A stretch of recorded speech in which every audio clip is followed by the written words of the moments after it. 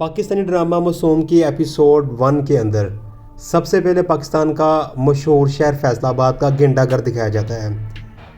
फिर उसके बाद फैसलाबाद के अंदर दाखिल होने के लिए उसका दरवाज़ा दिखाया जाता है। फिर उसके बाद फैसलाबाद के कुछ लोग और कुछ छोटा सा गांव दिखाया जाता है, जहां पे दिलशाद जो कि इस पूरे ड्रामे का हीरो है उसका घर दिखाया जाता है।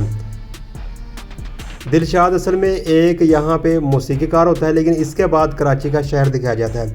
कराची के अंदर नीलो नामी जो कि सोनिया हुसैन है, जो इस ड्रामे की हीरो है, नीलो के नाम से जानी जाती है। उसके बाद दूसरी तरफ दिखाया जाता है कि दिलशाद गलियों के अंदर गाना गाता है और लोगों से मांगता है। गांव का चौधरी दिलशाद को कहता है कि तूने यहाँ पे गाना नहीं गाना, हमारे बच्चे अंदर सोए हुए हैं, कहीं वो उठ ना जाए। अगर चौधरी मना करने के बाद कहता है कि अगर दोबारा तूने गाना गाया तो मैं बहुत मारूंगा।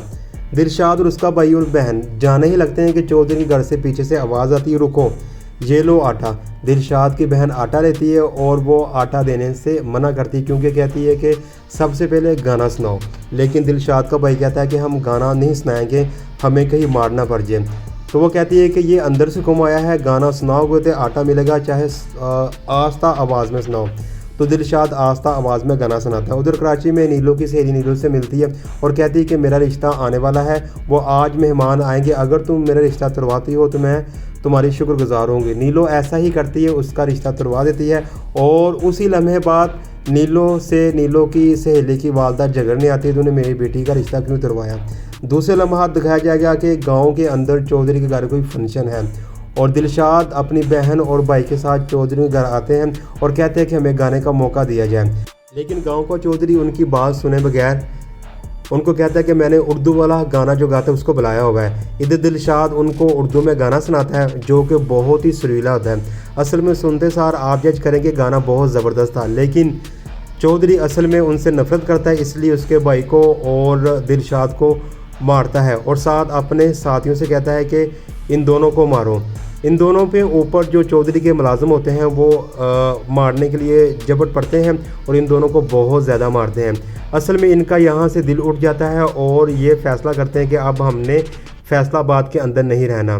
दिलशाद की बहन अपने गले से पैसे निकालती है और वो फैसलाबाद छोड़ने के लिए कराची के लिए रवाना होते हैं।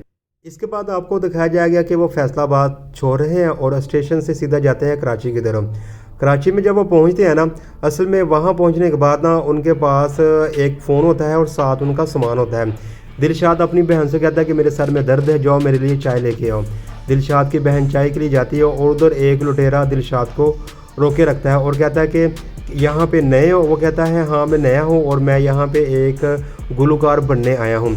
वो इस चीज़ को समझता है कि दिलशाद एक सादा सा बंदा है, इसलिए वो दिलशाद की तारीफ़ करता है और कहता है कि आपने एक वक्त में बहुत बड़े गुलकार बन जाना है। ऐसा नहीं कि आपकी मैं एक सेल्फ़ी ले लूँ, जब आप बहुत बड़े गुलकार बनेंगे तब आपकी सेल्फ़ी कैसे ली जाएगी, अभी आप दे दें।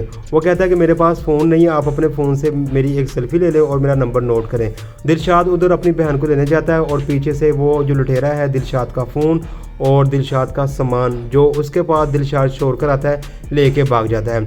ये असल में दिलशाद की कहानी में ट्विस्ट थी। वो कहता है कि हमारे वहाँ पे जो चोर हैं वो शक्ल से चोर नज़र आते हैं, लेकिन कराची के अंदर पढ़े लिखे चोर हैं।